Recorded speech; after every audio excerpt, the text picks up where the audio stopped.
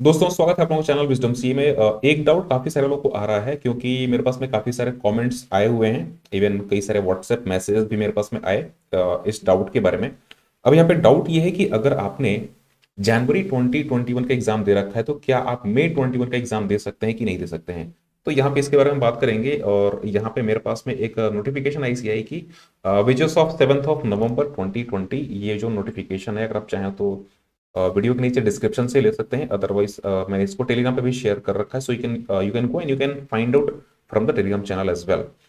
यहाँ पे आपको स्क्रॉल डाउन करना है और यहाँ पे आपको देखना है पॉइंट नंबर 3। पॉइंट नंबर 3 में बात की जा रही है मई 21 के एग्जाम्स के लिए। अगर आपने जैसे कि मैं आपको थोड़ा सा एक बार चीजें लिख करके बताता हूँ क्या क्या कंडीशंस थी।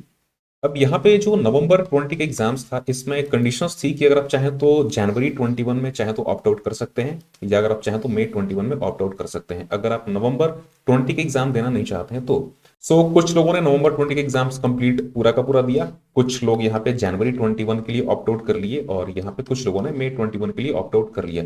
जनवरी 21 का एग्जाम जो है ऑलरेडी हो चुका है। नवंबर 20 का भी एग्जाम ऑलरेडी हो चुका है। बाकी अभी है मई 21 का एग्जाम। अब यहाँ पे अगर आपने नवंबर 20 में ऑप्ट आउट करा था मई 21 अटेम्प्ट के लिए, मई 21 के लिए अगर आपने ऑप्ट आउट करा था तो आप डेफिनेटली मई 21 का अटेम्प्ट आप दे सकते हैं। इसमें आपको किसी भी टाइप की कोई फी पे करने की जरूरत नहीं पड़ेगी। फॉर एन एग्जाम्पल, अगर आपने नवंबर 20 में ग्रुप 1 का एग्जाम के लिए फॉर्म फिल कर रखा था तो जो ग्रुप 1 अगर आप देना चाहते हैं अगेन मई 21 में, तो आपको किसी भी टाइप की कोई फी पे करने की जरूरत नहीं पड़ेगी। बट अगर आप चाहते हैं बोथ ग्रुप का फॉर्म फिल करना तो ये जो एक्स्ट्रा फी है एक ग्रुप की, आपको यहाँ पे करने की जरूरत पड़ेगी। एडवांस जो मिस जो भी आपका एक्स्ट्रा फी होता है मई 21 में आपको उसको पे करना पड़ेगा। तो ये कंडीशंस है। अगर आपने ए ग्रुप का ही फॉर्म भर रखा है तो आपको किसी भी टाइप की कोई फी पे करने की जरूरत नहीं पड़ेगी।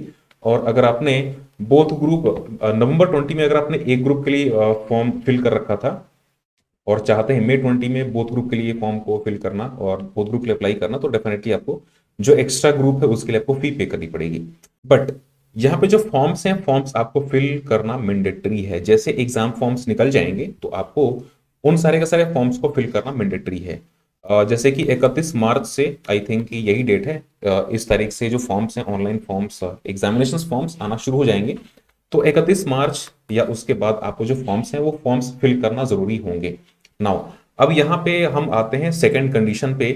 वो सारे के सारे स्टूडेंट जिन्होंने जनवरी 21 के एग्जाम्स दे रखे हैं तो क्या मई 21 के एग्जाम दे सकते हैं कि नहीं दे सकते हैं।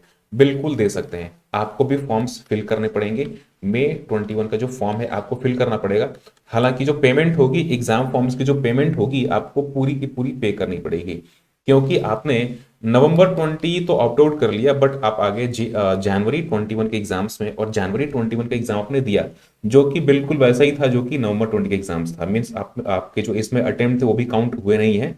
तो यहाँ पे जो मई 21 के एग्जाम्स है तो आपके लिए एकदम फ्रेश होगा, ये ऑप्ट आउट वाला एग्जाम नहीं है। So this is a clear exam, this is a fresh exams. मई 21 के एग्जाम्स के लिए आपको फॉर्म्स भी फिल करने पड़ेंगे, जो एग्जाम फी है वो भी आपको पे करनी पड़ेगी। So everything will be normal for May 21 exams जिन्होंने भी जनवरी 21 के लिए ऑप्ट आउट किया था नवंबर 20 के एग्जाम्स में। यहाँ पे आप सेम देखेंगे। जो पॉइंट नंबर 3 है, पॉइंट नंबर 3 में ये चीजें लिखी हुई हैं। अगर आपने मई 21 का एग्जाम देना है और नवंबर 20 में अगर आपने ऑप्ट आउट कर रखा है और अगर आपको मई 21 का एग्जाम देना तो आपको फ्रेश अप्लाई करना पड़ेगा when ever the exams forms will be available. तो यहाँ पे अगर आप चाहें तो उसको रीड कर सकते हैं। मैं आपको एक बार रीड करके बता भी देता हूँ। ही और she will have to fill fresh exam forms for May 21 exams at the relevant time. जब भी जो रिलेवेंट टाइम हो तो उसके बाद जो भी फॉर्म्स हैं उसको आप फिल करके ऑनलाइन आप अप्लाई कर सकते हैं। और बाकी अगर हम बात करें जो एक्स्ट्रा फी, तो यहाँ पे जो एक्स्ट्रा फी है वो आपकी एडजस्ट हो जाएगी। मीन जो भी आपकी फी है वो एडजस्ट हो जाएगी। बट इन केस अगर कुछ दो ग्रुप के लिए अगर आप अप्लाई करते हैं तो ऑब्वियसली जो एक्स्ट्रा फी है वो आपको पे करनी पड़ेगी, जो डिफरेंशियल फी है। So you can check out here, pay the differential fee, तो ये आपको पे करनी पड़ेगी। सो आई थिंक ये चीजें क्लियर हो गई। तो मई 21 के एग्जाम्स आप कोई भी स्टूडेंट है जो कि चाहे मई 21 के एग्जाम्स देना तो डेफिनेटली वो मई 21 के एग्जाम दे सकता है। There is no any restriction, there is no any conditions. चाहे आपने ऑप्ट आउट कर रखा है मई 21 के लिए या नहीं कर रखा है, कोई दिक्कत इस पे नहीं है। चाहे आपने जनवरी 21 का एग्जाम दे रखा है या नहीं दे रखा है, उसमें भी कोई कंडीशन नहीं है। तो अगर आप चाहें तो मई 21 के एग्जाम्स डेफिनेटली आप दे सकते हैं। अब क्योंकि यहाँ पे बहुत सारी कंफ्यूजन्स थी, मेरे पास में काफी सारे मेल्स आ गई थी, व्हाट्सएप मैसेज भी काफी सारे आ रखे थे। सो मैंने सोचा कि इसके लिए एक सेपरेट वीडियो बनाऊं ताकि एज मच एज पॉसिबल लोगों के पास में ये वीडियो पहुंच जाए। So try to share this video as much as possible, जितने लोगों के साथ में शेयर कर सके ताकि उनको भी जो भी कंफ्यूजन है इसके बारे में डेफिनेटली क्लियर हो पाए। So thank you so much for watching this video. Channel subscribe कर लीजिए, मेक श्योर चैनल सब्सक्राइब कर लीजिए and hit the bell icon. Thank you so much, take care, all the best.